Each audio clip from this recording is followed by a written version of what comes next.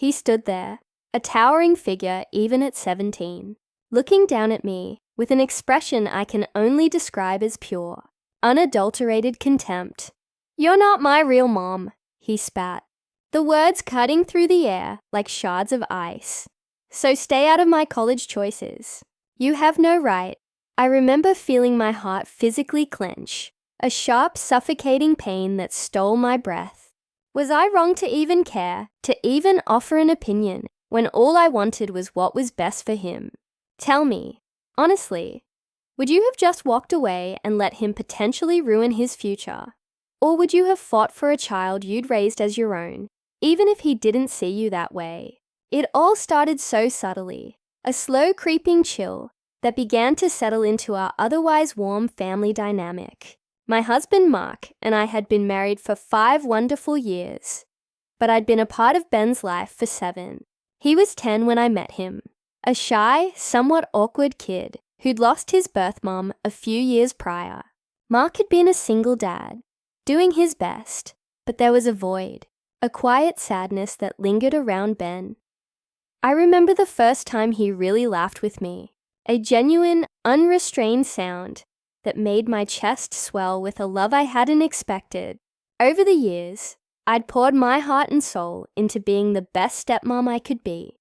I helped him with his homework, navigated the treacherous waters of middle school crushes, cheered him on at countless soccer games, and even sat through endless hours of his terrible, off-key violin practice without once complaining. We had our moments, of course. Every parent and child does. But I truly felt a bond had formed. A deep, unbreakable connection built on shared laughter, quiet comfort, and an abundance of love. I considered him my son, plain and simple, and I thought he felt the same, or at least something close to it. Mark always affirmed my role, telling me how grateful he was for everything I did, how I'd brought joy and stability back into Ben's life. Ben himself would often come to me with his problems, seeking my advice, my comfort. He'd even occasionally slip and call me Mom, a moment that always brought a tear to my eye, and a warmth to my heart that truly felt like sunshine. Those moments, fleeting as they were, solidified my belief that I wasn't just Mark's wife, but a true maternal figure in Ben's life. As he entered his junior year of high school, college became the elephant in every room. Ben was a bright kid, gifted in science and math, and always had a keen interest in engineering. We'd always talked about it, Mark and I, how proud we were of his intelligence, his potential. He'd even mentioned wanting to go to a top-tier engineering school, places like MIT or Caltech, which, while ambitious, seemed within his reach with hard work. We encouraged him, helped him study for his SATs, and even took him on a few college tours. Everything seemed to be on track. Then came senior year, and with it, a new group of friends. Now, I'm not one to judge based on appearances, but these kids were different. They were less driven, let's say. Their interests seemed to revolve around video games, late-night hangouts, and to be frank, not much else. Ben started spending more and more time with them. His grades started to dip slightly, and his previously enthusiastic talk about engineering schools began to fade into vague mumbles about just wanting to get a degree.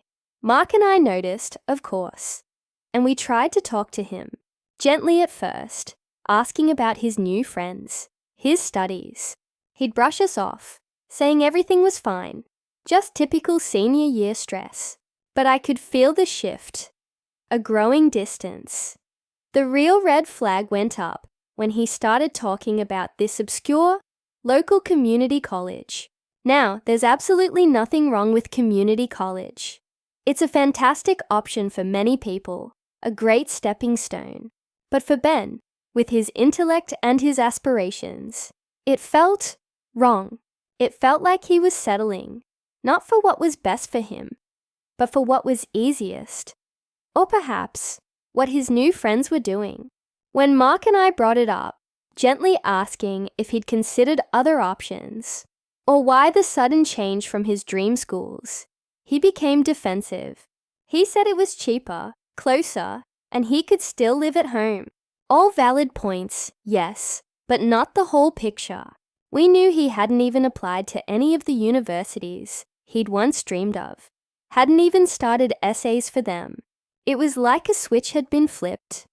I remember one particular evening, sitting at the kitchen table after dinner. Mark had gone to put away the leftovers, and it was just Ben and me. I decided to try a different approach, a softer one, perhaps more motherly. I pulled out a brochure for a highly regarded engineering program at a state university, a place we'd visited, and he'd seemed genuinely excited about. Ben, I started, my voice as calm and loving as I could make it. I know you're thinking about things differently now, but this program really stood out to me. Don't you remember how much you liked their labs? And they have a fantastic co-op program that could get you real-world experience, even before you graduate. It's not too late to apply, you know. I genuinely believed I was helping him, guiding him as any parent would. I was trying to remind him of his own potential, his own dreams, before he let them slip away. I saw the flash in his eyes, a flicker of something I couldn't quite decipher, before his face hardened. He pushed the brochure away, sending it sliding across the table with a dismissive gesture. I told you I'm going to community college, he said, his voice clipped and cold. My friends are going there. It's fine. I paused, taking a breath, trying to keep my composure. Ben, I understand you want to be with your friends, but this is your future we're talking about. This is a chance to build a foundation for an amazing career, something you've always wanted. Don't you think you deserve to at least consider all your options, especially the ones that align with your talents? That's when he snapped. The words that followed hit me like a physical blow, reverberating in the quiet kitchen. You're not my real mom, so stay out of my college choices. You have no right. This isn't your business. You don't get to tell me what to do. The silence that followed was deafening, broken only by the clinking of dishes as Mark returned to the kitchen, oblivious to the emotional bomb that had just detonated.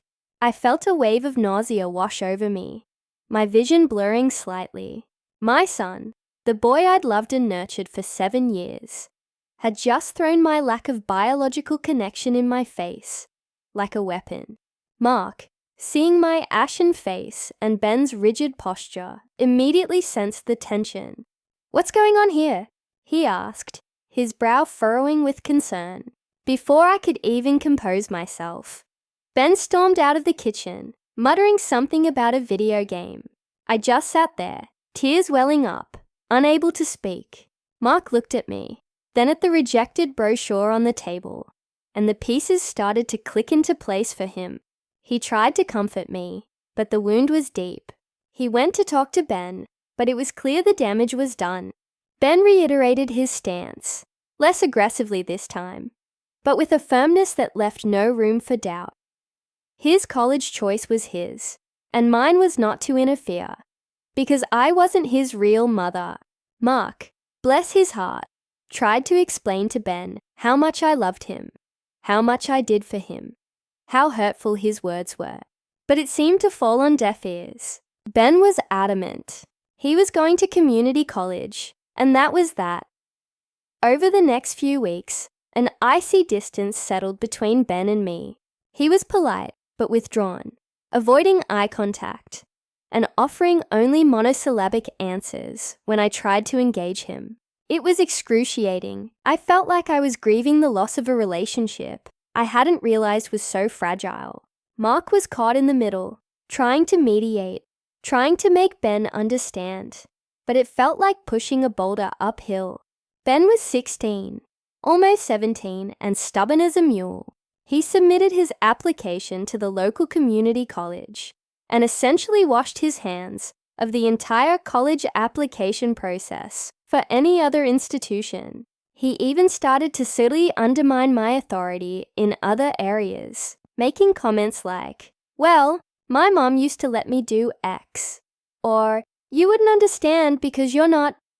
He didn't always finish the sentence, but the implication was clear, and it stung every single time. It felt like a systematic dismantling of my role in his life, one painful chip at a time. The constant jabs, the quiet resentment, it was starting to wear me down. I'd cry to Mark in the evenings, feeling completely helpless. How do you help someone who doesn't want your help and actively pushes you away with such cruel words? I started to question everything. Had I overstepped? Was it truly not my place? Had I been naive to think I could ever truly be a mother to him? The doubts gnawed at me, keeping me awake at night. I loved him, truly, deeply, and all I wanted was for him to reach his full potential, to be happy and successful. But his words, "You're not my real mom," echoed in my head constantly. A stark reminder of a biological truth that felt like a betrayal in the face of all the years I'd dedicated to him. The joy I once felt in our family began to feel strained, overshadowed by this unspoken tension. Mark tried to reassure me, reminding me of all the good times, all the love, but the sting was too fresh, too raw. I felt like a stranger in my own home, tiptoeing around a child I adored, but who now saw me as an intruder. So that's the situation I was in, and I had to make a choice. Here I was, facing a wall of teenage defiance and a deeply hurtful rejection, all while watching a bright young man potentially throw away years of hard work and talent. Before I tell you what happened next, I want you to pause and comment below what you would have done in my shoes. Would you have let it go, accepting that you'd done all you could, or would you have found another way, a more impactful way, to try and get through to him, even if it meant risking further alienation? I wrestled with it for weeks, oscillating between hurt and anger, and a desperate desire to somehow reach him. I talked to Mark again and again. He was just as frustrated, but also hesitant to push too hard, fearing it would only drive Ben further away. But I couldn't just stand by. I just couldn't. My heart wouldn't let me. I had invested too much, loved too deeply, to just shrug and say, "Oh well."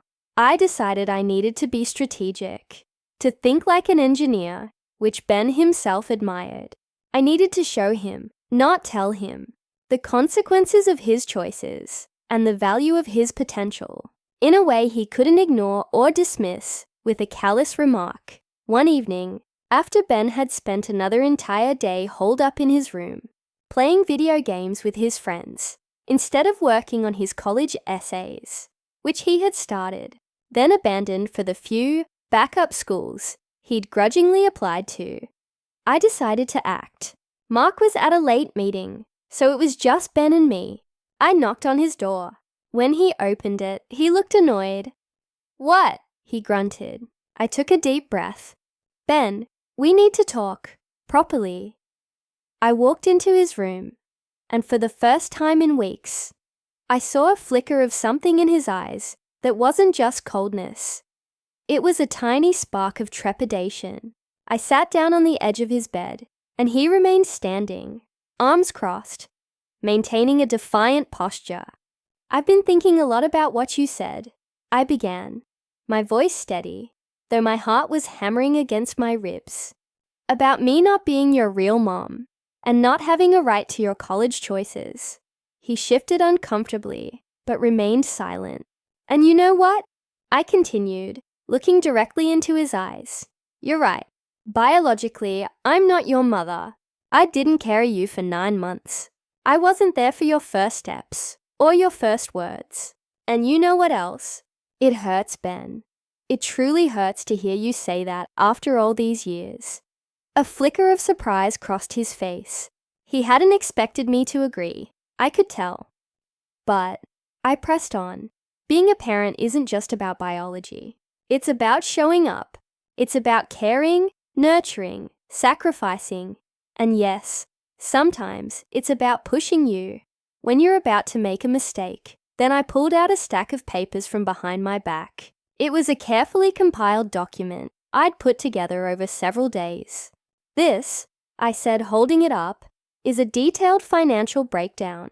It shows the tuition, fees, and estimated living expenses for the engineering program at the state university we visited, the one you seemed so excited about before. And this, I held up another document, is a scholarship application, fully filled out with all your academic details, essays drafted based on your previous interests, and a letter of recommendation from your old science teacher, which I got her to write weeks ago, just in case.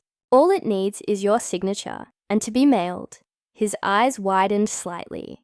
And this, I added, my voice softening but firm, is a comparison of starting salaries and career progression for graduates from that university's engineering program versus, well, the general employment prospects for someone with a general associate's degree from the local community college, or even just high school.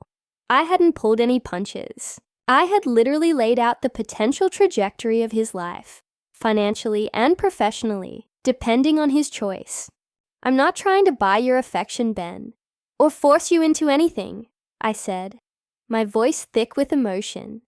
But as someone who loves you, and as someone who has always believed in your incredible potential, I couldn't just stand by and watch you make a decision based on what seems like a temporary comfort, or frankly, your friend's less ambitious plans. You deserve better, Ben. You've worked too hard for this. I paused, letting the weight of the information settle. He was staring at the papers, his usual defiance replaced by a stunned silence. I'm not going to force you to sign this, Ben, I continued, my voice now trembling slightly. But I'm also not going to stand by and watch you waste your potential without trying everything I can to show you what you're capable of. So, here's the deal. You can choose to ignore this. You can choose to go to community college with your friends. But if you do, then I need you to understand that while I will always love you, and you will always have a home here, I cannot, in good conscience, financially support a choice that I believe is detrimental to your future, especially when you have such clear, superior options available. I looked at him, tears finally starting to stream down my face. I love you, Ben, and because I love you, I will not let you settle for less than you deserve, not without a fight. If you want to go to community college, fine, but you'll be responsible for your own tuition, your own living expenses, your own path, and your father and I will redirect the money we had saved for your university education towards a future fund for your younger sister, who, by the way, looks up to you immensely. The silence in the room stretched, heavy with unspoken words. Ben looked from the papers to my tear-streaked face, his own expression a complicated mix of shock, anger, and something else, something I hadn't seen in weeks, confusion, and perhaps a flicker of understanding. He sat down abruptly on his desk chair, the defiance in his posture finally crumbling. He picked up the financial breakdown, then the scholarship application. He read them carefully, his eyes scanning the numbers, the university's name, the program details, the logical, analytical part of his brain, the part I knew was still there, was finally engaged. After what felt like an eternity, he looked up at me, his eyes still wary, but no longer cold. You did all this? He asked, his voice barely a whisper. Why? Because I love you, Ben, I repeated, my voice hoarse. And because I believe in you, more than you seem to believe in yourself right now. That night was the turning point. He didn't sign the application immediately, but he didn't dismiss it either. He spent the rest of the evening poring over the documents, researching the university, comparing programs. The next morning, he came to me, looking tired but thoughtful. Can we talk about this again? He asked, avoiding my gaze. I nodded, a cautious hope blossoming in my chest. We talked for hours, really talked. For the first time in what felt like months, he admitted his friends had been a major influence, that he felt pressured to conform, and that the idea of leaving home and facing a challenging university felt daunting. He also admitted that my words about his potential and the financial implications had truly hit home. He didn't apologize for his hurtful words, not directly, but his tone, his willingness to listen, was apology enough for me at that moment. Over the next few weeks, things slowly, painstakingly began to shift. He signed the scholarship application, and together, we finished the remaining university applications. He started studying for his AP exams with renewed focus. He didn't completely ditch his friends, but he started spending more time on his studies and even started talking about the university with a flicker of his old enthusiasm. The frosty distance between us thawed, little by little. He still didn't call me Mom, but he started coming to me again for advice, sharing his thoughts on his classes, and even asking my opinion on dorm rooms. It was a slow rebuild, but it was happening. Fast forward a few months. Ben got accepted into the engineering program at the state university, and with the scholarships I'd helped him apply for, the financial burden was significantly reduced. He ended up choosing to live in the dorms, embracing the full college experience. On the day we dropped him off, as we were saying our goodbyes, he pulled me into a tight hug. As he pulled away, he looked at me, a genuine, heartfelt look that made my eyes well up again. "Thanks for everything," he mumbled, a slight blush creeping up his neck. "For not giving up on me, even when I was a jerk." It wasn't a full apology, but it was enough. It was more than enough. It was an acknowledgement that I was his parent in the ways that truly mattered. And that, to me, was everything. He's now thriving in his second year, excelling in his classes, and even calling us regularly. He still hasn't called me Mom, but sometimes, when he's talking about a tough project or a success he's had, he'll say, "You were right, I'm glad you pushed me." And honestly, that's all I need to hear. This whole experience taught me that love isn't always easy, and sometimes being a parent means making tough choices and standing firm, even when it means risking the very relationship you're fighting to protect. It taught me that while biology creates a bond, love and dedication create a family. Like this video, if you were on my side, if you think sometimes tough love is the only way, subscribe for more stories like this, where real people share their most personal and shocking experiences. And please, share your final thoughts on this whole mess in the comments section below. What would you have done? Would you have pushed back? Let me know. I'll see you all in the next story.